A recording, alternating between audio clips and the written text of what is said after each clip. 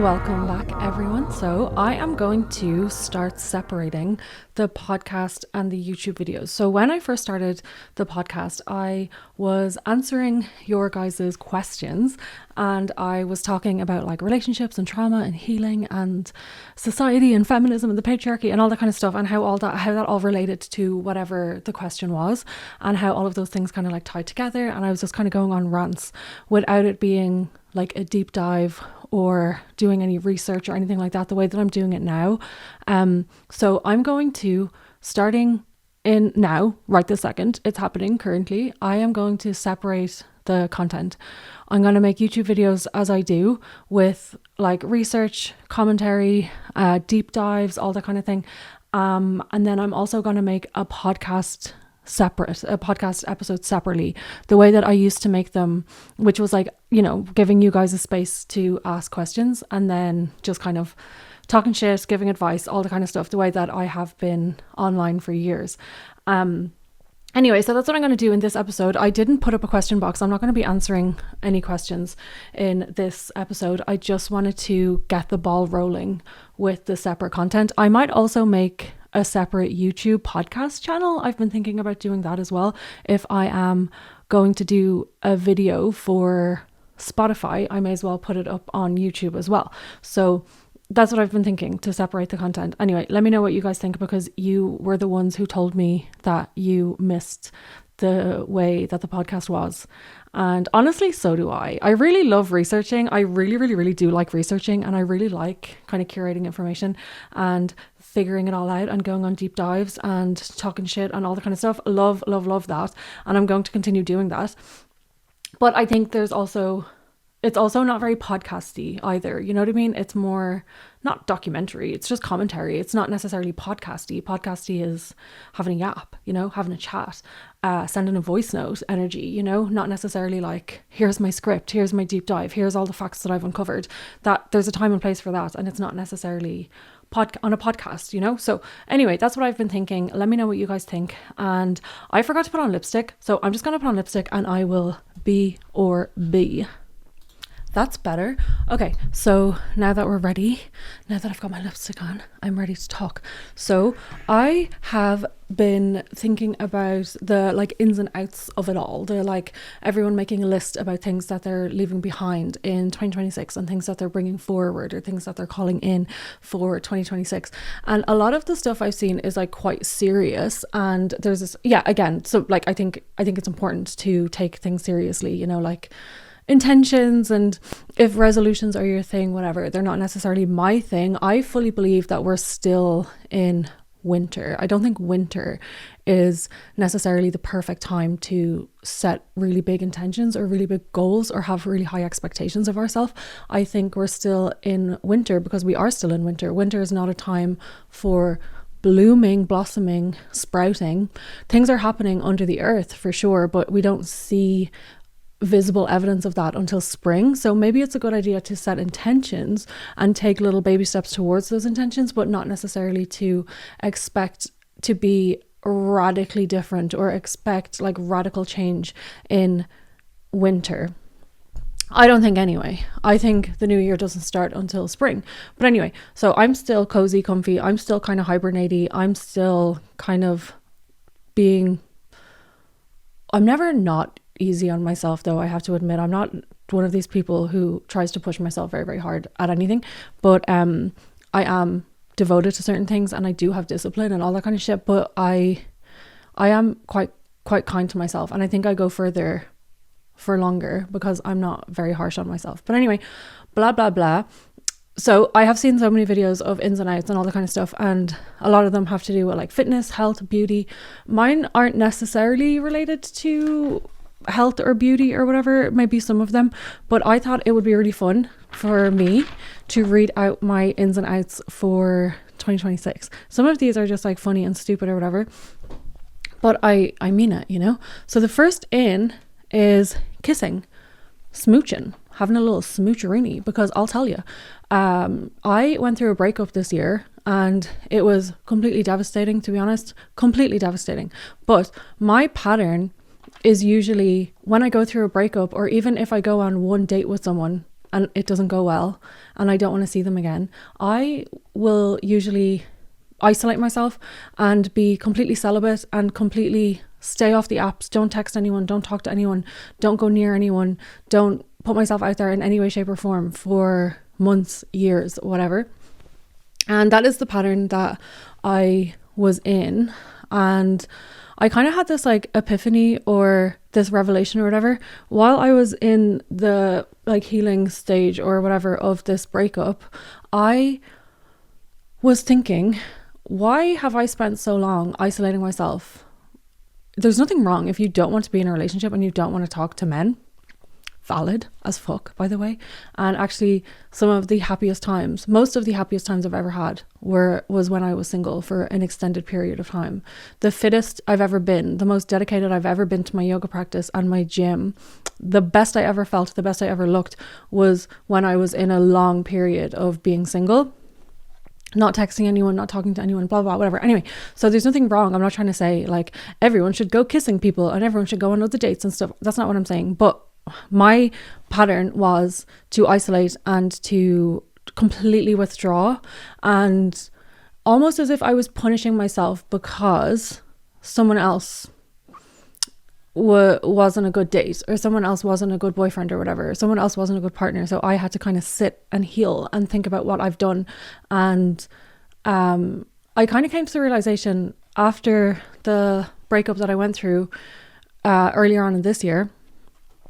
I came to the realization that I am perfectly capable of being a good partner. I'm perfectly capable of communicating and taking accountability and saying sorry and compromising and prioritizing someone and being kind and considerate and thoughtful and making effort. Like, I can do that. I can do that. That's not an issue.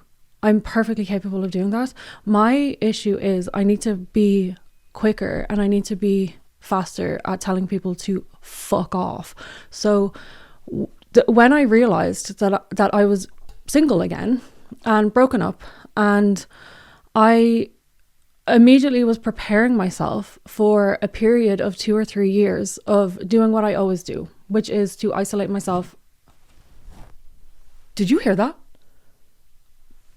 Okay, anyway, that was what I was in the mindset of, like, okay, well, this relationship didn't work out. It was really devastating, whatever. And now I'm going to be single and I'm going to be just doing my single celibate shit for the next 2 or 3, 5 years, whatever. And then I was like, wait a second. I don't need to do that. Just because that's been my pattern doesn't mean I need to repeat that pattern, because I am perfectly capable of being a good girlfriend. I am perfectly capable of being a good partner. And if I want that, I don't need to wait 2 or 3 or 5 years in order to put myself out there. I don't need to sit in my room and cry for the next 2 or 3 or 5 years and journal and figure out someone else's shit. That's someone else's job to do that. That's not my job to do that. My job is to tell people to fuck off faster and to tolerate way less shit than what I'm used to tolerating. So that is my job. And the only way I can get better at doing that is by putting myself out in more situations where I will have the opportunity to tell people to fuck off, which I've done. So anyway, so that's one thing. That's why I've said kissing, because I think there's something really fun about being a grown-up. I'm 34, being a grown-up, and obviously when you go on dates, everyone expects sex, and I'm not gonna give that to people that I go on dates with. No, like, everyone just expects that, we're all grown-ups, it's expected and stuff. And I'm like, I don't give a fuck what you expect. I don't give a fuck what you're used to. I literally don't give a fuck. But isn't there something fun though about acting like 15 or 16 again and just kind of kissing, and that just being it? Is that not fun? I don't know. But anyway, that was why I said ins kissing, more smooching, I feel. Anyway, the next one I have here is reading fiction, but I do read a lot of fiction anyway. So the reason I wrote fiction was because I was in the habit as well for years of only ever reading like self-help books, non-fiction, factual books about like history and feminism and like society and all these kind of things that were like really heavy. And I almost thought that I was wasting my time if I was reading a fake story that didn't happen. I kind of felt like I was wasting my time, and I could have been learning something, and I could have been educating myself or bettering myself in some way. And it's relax. I think I only read 2 non-fiction books last year. Most of the books I read last year were fiction, and that was the most fiction books I've ever read in a year. I think I read over 50, nearly 60 books last year, and most of them were fiction. Most of them were just novels, and it was amazing. And I would love to continue doing that. So another thing I have on my ins is the unknown and uncertainty, because I think that a lot of people feel really anxious, myself included, not so much anymore, but myself included, where if I didn't know exactly what direction my life was going in, or if I didn't know exactly what the next few steps were, then I would feel really anxious and almost catastrophizing about everything that could go wrong. And I had to kind of control everything that could potentially happen in order to prevent the worst possible scenario or the worst case scenario or whatever. And I have honestly let that go, and I have honestly embraced the uncertainty of knowing the next few steps or the next few months or the next few years. And honestly, things are way better than I could have ever imagined. I think I was really tied to the idea of the way that I wanted my life to look and the way that I wished that it did look. And the reality did not match up at all to the picture that I had in my head, or the picture that I wished it was, or that I wished it could be. It didn't match at all. So I had to let it go. I stopped grasping and holding on, and I let it go and started to just embrace the unknown and embrace the uncertainty of what happens after you let something go. And honestly, 10 out of 10 recommend. The next thing I have on my ins is getting fucking ripped. I have been this year, I haven't gone to the gym nearly as much as I used to. I used to be in that gym lifting fucking heavy shit 3, 4, 5 days a week, again, when I was single. And then the last few months I've been getting back into the gym, and I want to get fucking ripped again. Does anyone remember in 2023 when I was like 84 kilos? I'll put in a photo here somewhere. And I gained over 20 kilos of muscle and fat in like 3 years. And I was so strong, so unbelievably strong. I'm down to now like 75 kilos. So I would really like to build back up my muscle, get fucking huge again, and just start throwing around 100 kilos, 200 kilos again, like it's nothing. And I know for a fact, if I go to the gym 3 times a week for a month, I would probably be back where I was back in sorry, I'm making so many noises. I ate a weird chicken sausage yesterday and it looked a little bit grey, but I had eaten all the other chicken sausages, so I couldn't judge this chicken sausage off any of the other ones because I had already eaten them all the day before. And I looked at it and I was like, I don't remember the other chicken sausages looking this kind of grey, but then I ate it anyway. Immediately I was like, I should not have eaten that chicken sausage. I've been having like weird salmonella internal things going on anyway, so sorry if you can hear my salmonella inside me. But I think if I went to the gym like 3 times a week for the next month, I would be feeling like a strong bitch again. I don't feel like a strong bitch. My body basically kind of looks the same. I haven't lost much muscle mass, like I really haven't. I have retained it, maintained it, whatever. But I would like to feel strong. I just don't feel strong anymore. You know, I feel like a little weenie, and I'm not a weenie. I'm quite big, but I would like to feel absolutely fucking ripped again, to be honest. So that's one of my ins. My next one is doing one thing every day that brings me closer to the person who I want to be and the person who I'm becoming, or the life I wish that I had for myself. This kind of ties into what I said at the start, that it's still winter. You know, we don't have to make these huge promises to ourselves and these huge things that we want to accomplish immediately. January 1st, 2026, all of these things. I'm a new person, but that's a lot of pressure. That is a lot of pressure, and too much pressure equals too heavy, and too heavy is something. If something's too heavy, we can't hold it for very long. If something's really light, then we can carry it very far. But if and then over time we might be able to like add things to it as we get used to the weight that we're holding. So when I say this, doing one thing every day that brings me closer to the life I wish that I was living, or the life I'm creating for myself, or the person I'm becoming, that's a really, in my opinion, it's a really good way to enter a new year. I don't have to change all of my habits. I don't have to radically become a completely different person, but can I do one thing every single day that will take me closer to the person who I am becoming, or the life that I'm creating? That could be something really small. That could be going for a walk and listening to your favorite podcast, maybe. I don't know. That could be journaling. That could be meditating. That could be doing 30 minutes or 40 minutes or 1 hour of undistracted phone-free work. That could be doing research for something that you're working on. That could be whatever it is. That could be going to the gym. Like that could it could be something, cleaning your space.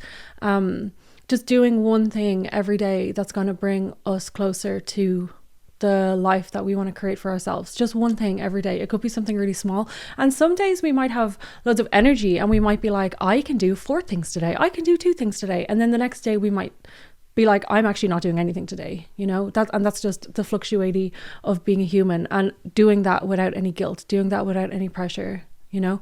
Can we just keep going in this forward momentum in a really slow and steady pace, but to keep going even 1 millimeter at a time, with taking breaks and not being guilty. So whatever, I don't know what your goals are. I don't know what life you're creating for yourself. I don't know what dreams and intentions that you have for your life. But for me, that looks like going to the gym, getting fucking ripped again, getting fucking huge, eating all my protein.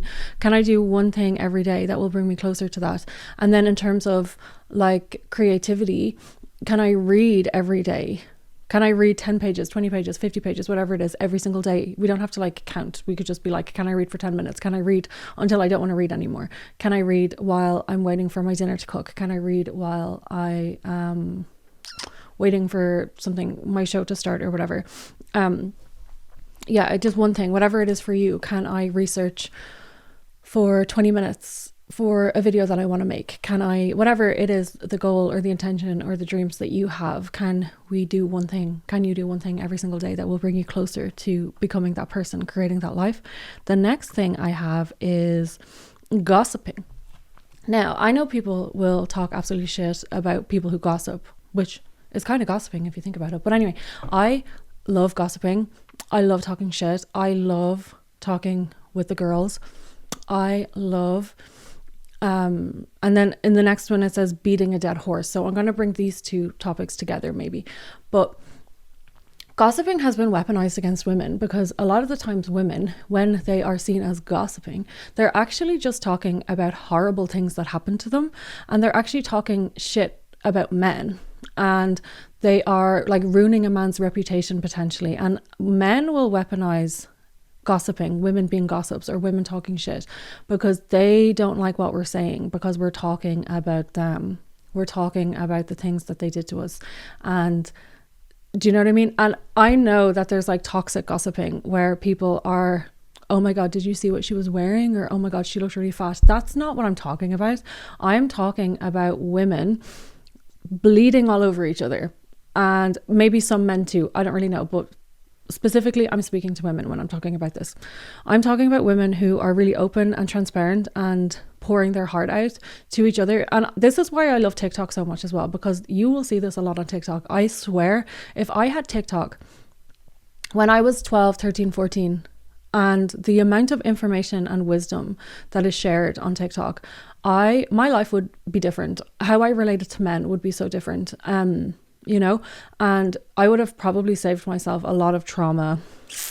Let's be real. I probably would have. And this is why I like women sharing their experiences, sharing their traumas, being transparent and putting their feelings out there so that everyone can hear. And maybe that just means sending voice notes to your friend. Maybe that means going to therapy, whatever. I don't know. But I'm not talking about women who are just being like toxic. That's not what I'm talking about. And unfortunately, women sharing their experiences is seen and is categorized as gossip and shit talk, even if it's something like super traumatic. And have you seen those videos as well of the women showing themselves before and after their divorce, the divorce effect videos. It's like, though, that is what I'm talking about. That could be seen as gossiping or talking shit, and it just isn't. It's like, look how much lighter in energy I am. Look at the light behind my eyes. The light behind my eyes has returned. And these videos are really important and they're really valuable, and I am here for it, to be honest. Okay, so beating a dead horse. I am really good at beating a dead horse, and this could go in my ins and it could go in my outs. I love beating a dead horse. I love when me and my friends are talking about something and we've spoken about the same thing like 5 different times. But then like a week later, someone will be like, and another thing, and they will have thought about it from a completely different angle, from a completely different twist. And it gets the conversation going again. This is funsies. This is also like, this is why it could be we could put this in an out as well, because when you keep talking about the same thing over and over and over and over and over and over and over again, which is why I'm not the biggest fan of someone being in talk therapy or psychotherapy for a really, really, really long time. That's why I like somatic therapy. I'm like, move it out of your brain into your body, whatever. But beating a dead horse, fun. Can we all admit that it is really fun to just beat a dead horse? Can we admit that it's really fun to think about the same situation in 100 different ways, and to have people who are there to talk about it with you and who will be like, yes, girly, but have you also thought about it from this angle? Hilarious, fun, love it. But also, yes, talking about the same situation over and over and over again, especially if it's something that someone did to you, especially if it's some like trauma or something unfair or something like inconsiderate or hurtful that someone did to you. And if you keep beating the dead horse, which is fun and necessary for a certain amount of time, you need to like get it out, and you need to vent, and you need to like and exhale it and vomit it out of your body verbally. And you need to express that out. It is really important. But also, when we keep repeating the same things over and over and over again, and we keep going over the same stories over and over and over again, we're kind of like hardwiring our neural pathways in our brain to cement this idea of, I was treated badly, therefore I'm a bad person, or like, I'm not even like a victim, poor me, I'm a victim. Not necessarily that, but it kind of it can keep us stuck a little bit. And that's again why I love somatic therapy. So anyway, in and out, beating a dead horse. Pros and cons with that one. The next one I have here is doing it messy, starting it messy, and then making it better later. So if anyone is familiar, or I'm sure most people who listen to this, most people probably ever, are in some way have some form of like perfectionism, where we think we need to be absolutely perfect in order to do something or in order to start something. And it's the reason why most people don't start anything, is because we're so scared to be seen as a beginner. We're so scared to be seen to be trying as well. We're also scared to be cringe, and we're scared of like what people might say about us if we do something and it isn't like the best thing ever, or like the most amazing, impressive thing ever. Like, give me a sec, I'm just starting. Give me a sec, I'm just starting. And it's okay to put something out into the world, into the universe, and then make it better later. And that's anything. That can be literally anything. If you are a yoga teacher and you want to start teaching yoga, but you don't know every single pose yet, and you don't know every single sequence yet, and you haven't done whatever Bikram yoga, it doesn't matter. Literally doesn't matter. Do it messy, do it imperfectly, and make it better later. Make it better later. Do the sequence that you know. Do a sequence that you're really comfortable with and that you're really familiar with and that you practice on your own, and then teach that and teach it again next week. Who cares? You don't have to try and come up with a new class every single week. People literally don't remember. I always feel like that sometimes. I'm always like, oh my God, I've already taught this sequence. The last week I did the same sequence. I can't teach it again. I can teach it. You can teach it again. You can do the same sequence twice in a class if you want to. Just add something on to the next vinyasa. You don't have to be perfect. You don't have to be the best at everything. You don't have to be 100% an expert in order to try something, whatever that is, whether that's a hobby or an interest or a new career, or you want to start making content, or you want to make a podcast, or you want to start creating something, or you want to start writing, or you want to showcase your art or your music or whatever. Do it messy, let it be started. Just start imperfectly and then make it better later. You will have the opportunity to make it better later. Say, for example, if someone wants to start posting on Instagram or YouTube or TikTok or whatever, or podcast, whatever it is. I'm just using that as an example because that's what I'm talking about, because I started my podcast and it was messy and it's gotten better as it's been going on. When you're making something, when you're creating something, when you're putting something out there, you're not only going to have one episode or one post on Instagram or one picture or one tattoo that you've done. You're going to have to keep posting and you're going to have to keep topping it up. So putting so much energy and effort into the very first thing, kind of pointless, because you're going to keep posting and it's going to be buried. As soon as you start posting every day or every week or whatever, it's very soon there's going to be an accumulation of like all the other topics, all the other podcasts, all the other posts that have washed it away. So putting so much energy and effort into making everything perfect, kind of pointless, because things will get better and you will get more naturally better at them as you practice. And we don't have to be really good at everything. That's another thing. We actually don't have to be good at everything. My sister and my mum went to a pottery class and the pottery that they brought home was so funny. And it was not good, but it was really funny and they had fun. And that's why they went. They just wanted to try throwing pottery and they literally had the best time ever. They have no interest in being a ceramicist or whatever it's called, ceramicist, I don't know. They have no interest in starting a business. They've no interest in monetizing their hobby of pottery. They literally just wanted to have a go and they're not good at it, but it was so fun and that's perfect. They don't need to try and be the best. They don't even need to try and be better. They're literally just having fun. That's all they're doing, is having fun. So we don't even need to be like really good at our hobbies or really good at anything. We actually just need to have fun. If we're having fun, then who gives a fuck? Anyway, the next thing I have here is being hot and having fun. So that one is kind of, self-explanatory. I don't need to do a deep dive into that one. The next thing I have here underneath it is being ugly. And I feel like you can't actually be hot unless you are also a little bit ugly, if you know what I mean. You can't actually be stunning and gorgeous and beautiful. I'm talking in energy. I'm not even talking about physically. I'm talking just energetically. Unless you're kind of a bit honest about the ugliness, unless you're kind of a little bit honest about the messiness and the imperfection and the being okay to be seen being a beginner, being okay to be seen as kind of gross, as kind of ugly as well, not this like forward facing vision of perfection or this forward facing vision of something like that's effortlessly gorgeous all the time. Like, can we be a little bit ugly?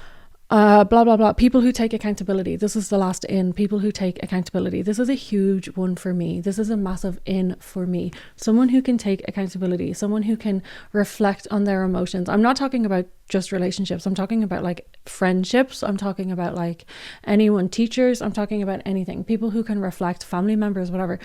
People who can reflect. And people who can actually take ownership for their own actions, and people who can take ownership for the energy that they come forward with and the energy that they bring into a space or bring into the room. People who can actively apologize and say sorry and change their behavior. Big in. Big in. So we're going to move over to the outs. Okay. AI. What the fuck? AI. I've pretty much always hated AI, to be honest. And now I super hate it. Because people are using it to make literal child abuse images, and they always were, like, let's be real, they always were, but it's only just gone viral about that because of the Elon Musk and the Grok situation, where Elon Musk's Grok AI, Twitter AI thing, people are asking it to make images of children and non-consensual images, sexual images of women who are just posting completely normal photos, fully clothed, whatever. People are taking photos of random women in the street that they are attracted to, and then they are asking AI to upload them. So a lot of the photos that are being uploaded are actually not even photos that have been uploaded onto the internet at all. It's like women waiting for a bus, women walking, or women out in their daily lives.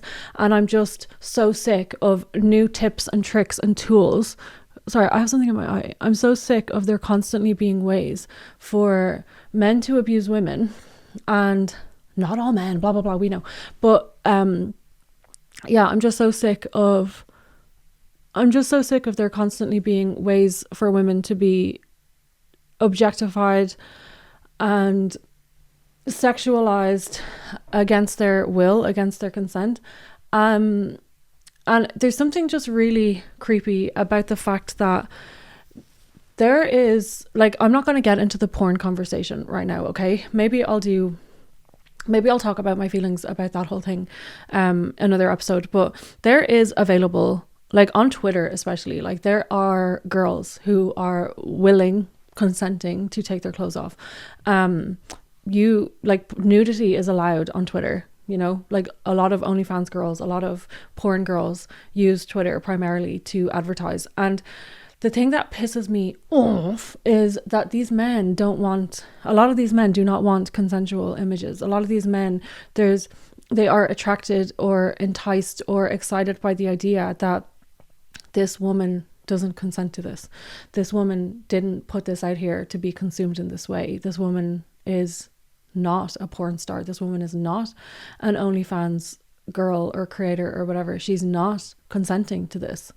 I'm doing this non-consensually because it's for what?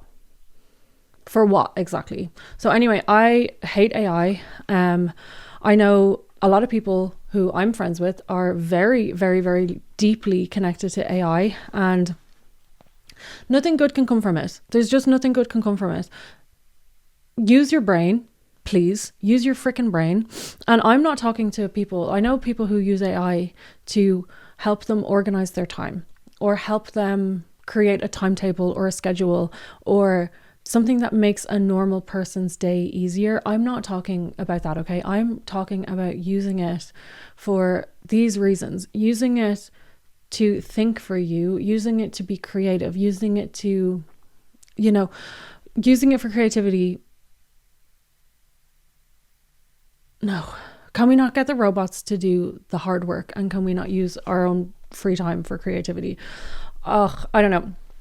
Anyway, whatever. AI, boo. The next thing I have in my outs is self-abandonment. So I had been abandoning myself like pretty severely for the last year and a half, 2 years.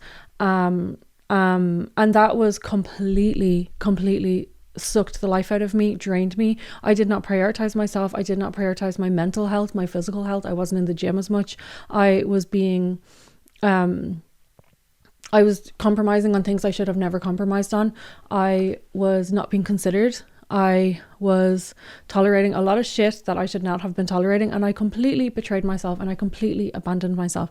Now, I'm not going to I can take accountability for that and I can own up to my role in that. But when you're in that situation anyway, I'm not going to talk too much about that situation, okay? But I'm not abandoning myself ever for nobody. I'm not ignoring the signals of my body, the internal safety systems of my body telling me no. I'm not going to ignore that anymore. And I'm never going to abandon myself just so that I can stay close to someone else ever again. Okay. Next thing on my outs is nonchalance or indifference. I need chalance. I need like explicit, not implied. Like I need explicit chalance. It needs to be palpable from now on. Okay. Next, saying that's not my reality. That's not my reality. Leave people in whatever reality they have chosen for themselves. And you can say, that's not my reality and I don't belong here. And you can leave that person there or those people or that friend group or that coworker or whoever. You can leave them there. Leave people in whatever reality that they have chosen for themselves. And it's not your job to convince people or to over-explain yourself or to try and work really hard if people are committed to misunderstanding you or people are committed to having you repeat yourself over and over and over again when it's very, very clear what you're saying. Just, that's not my reality. That's not my reality, bitch. And then move the fuck on. Also here on my outs is the clean girl, beige girl, office siren kind of trends that I see. Now, I will admit I'm not a beauty girly. I'm not a fashion girly. I'm not really big on like the trends and the TikTok trends and stuff. I see it and I'm aware of it, but I wouldn't necessarily, it doesn't ever inspire me or influence me to like buy new clothes or stuff and stuff. Not really. So I am talking about it more, not necessarily for myself, but more as this eradication of individuality, which I find a little bit concerning when it's tied into the rise of conservatism, the rise of the right wing, the rise of trad wife, all this kind of stuff, where having loads of tattoos or having like really, usually I don't have my nails done today, but usually I have like crazy nails that are like, you know, not very clean girl at all. Like I could not be clean girl if I tried. Like there's just too much going on. There's just a lot. I'll never be a clean girl and it's okay. But anyway, this like eradication of individualism and individual style. And I don't think there's anything wrong with people being influenced by trends, because sometimes things that are trending are actually really cool, and it's okay to want to do that. And I also think there's a problem with people who are like, I'm not buying that just because it's trending, you know, that kind of thing. I'm like, if you really like it though, you can buy it. So anyway, what I'm more talking about is not necessarily trends, but or people falling into trends or purposefully not falling into trends or whatever. So anyway, I'm talking about the lack of individualism, the lack of being okay with standing out. You know, the office siren, the clean girl, slick back bun, clean girl makeup. I just like seeing girls doing whatever they want. Not because it's a trend, not because they're trying to appear to not look like they're wearing makeup or they want to have like the cleanest, beigest aesthetic possible. I love leopard print, bitch. I like glitter. I like leopard print. I like a purple eyeshadow moment. I like a grey lipstick, a black lipstick. I like big jangly jingly nails with all fucking shit hanging off them. I like when people make noise as they walk past me. I like a shit ton of jewelry. I like big chunky sunglasses. I really like when, and again, I'm not trying to say we all need to look like this or we all need to look like that. Everyone should get their face tattooed. That's not what I'm saying at all. But the clean girl aesthetic, trying to appear to be pure and godly and all that kind of stuff, along with the rise of fascism and also along with the rise of being skinny. You know, everyone's getting really skinny again, all the Ozempic, all the weight loss, all the Liv Schmidt of it all. So this is that's the thing that's kind of concerning me, not necessarily what people are wearing or their trends or their style or the aesthetic. It all together feels a little bit, I'm not into it. Okay.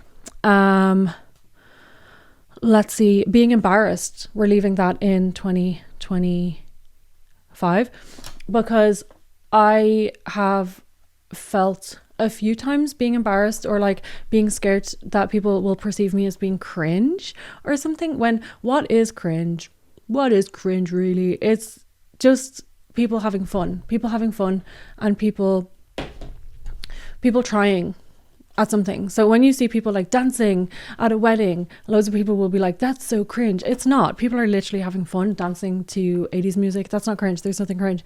Or people having fun. Do you know what I mean? It's most of the time it's just people having fun, and people being scared to be seen to have fun will say you're being cringe. And anyway, so I'm giving up the fear of being cringe or the fear of being embarrassed, because what is embarrassment anyway? What is embarrassment?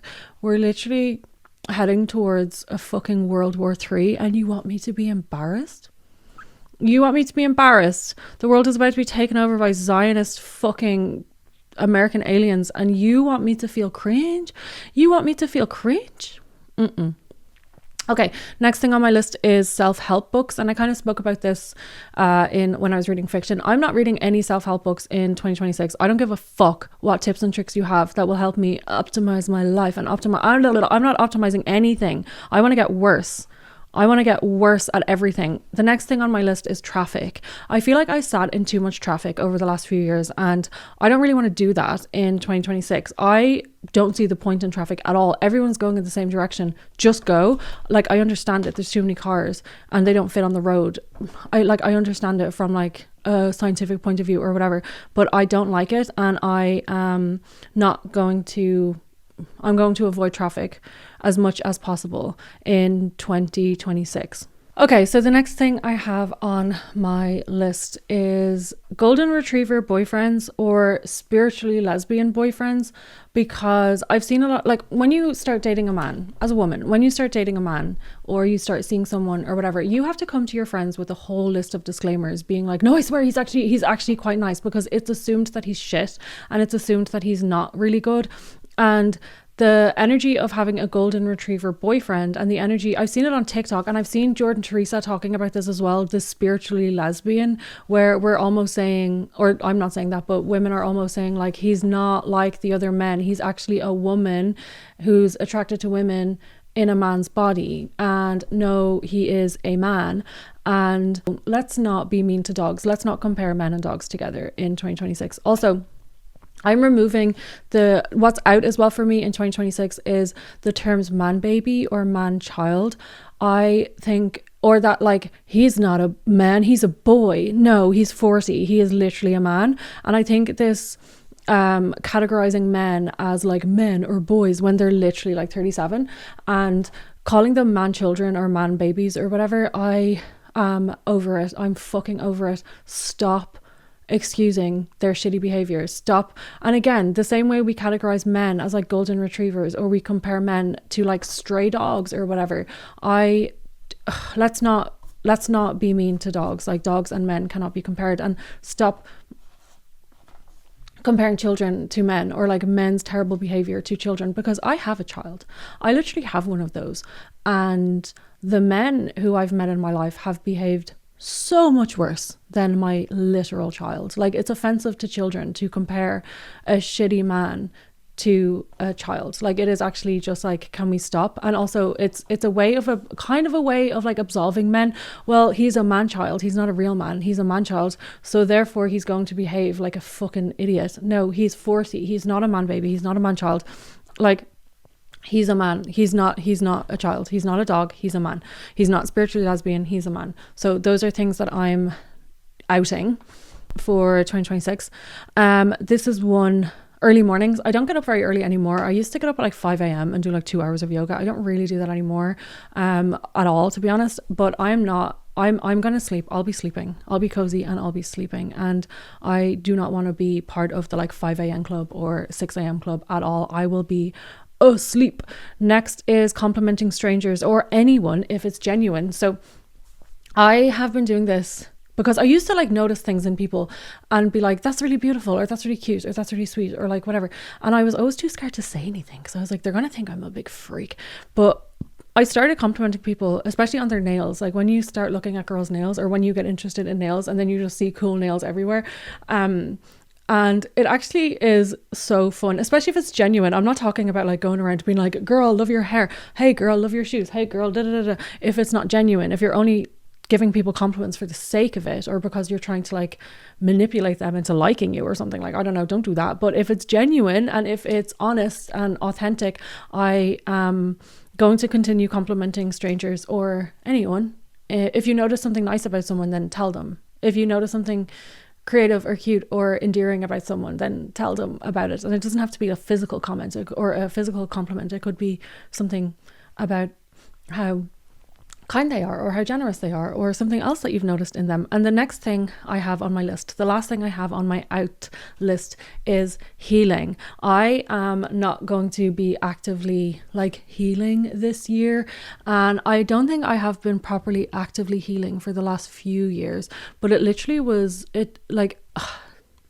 the vast majority of the last 13 years for me has been centered around healing, which I needed. Like, I definitely did need to sort my shit out, and I definitely did need a lot of therapy and a lot of building my relationship up with myself and getting to know myself and all that kind of stuff. And how I'm feeling now is that I don't feel like I need to actively like heal. I feel like it's kind of just become a bit of a part of who I am naturally, that I don't need to like sit down and heal or like go to therapy every single week. I don't feel like I need to do that. If I ever felt like I needed to do that again, I would, for sure. But the way that I'm feeling now is I actually feel like it gets to be easy, like brushing your teeth. It gets to be easy, like drinking tea. It doesn't have to be this thing that needs to be scheduled in or worked on. I need to work on my healing, and I need to practice my healing, and I need to schedule it in, and I need a little.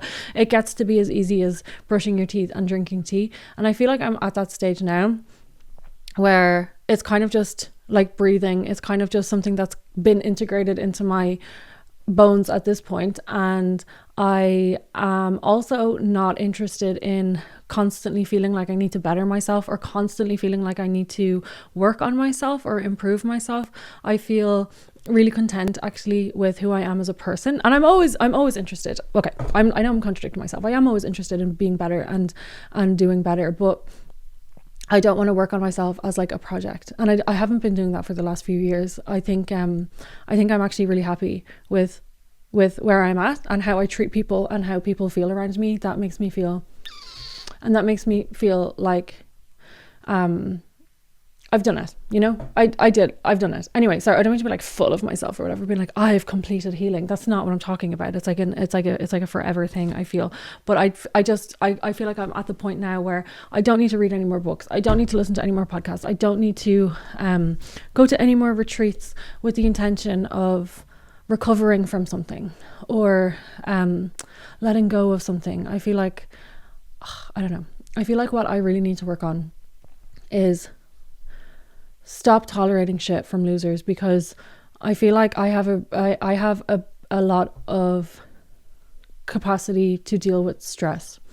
But just because I can deal with it doesn't mean that I should, and doesn't mean that it's mine to deal with.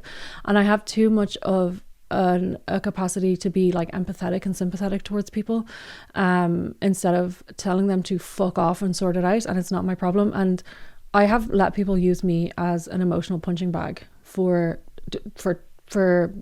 in too many situations, and that's not happening ever again. That's not happening ever again, bitch.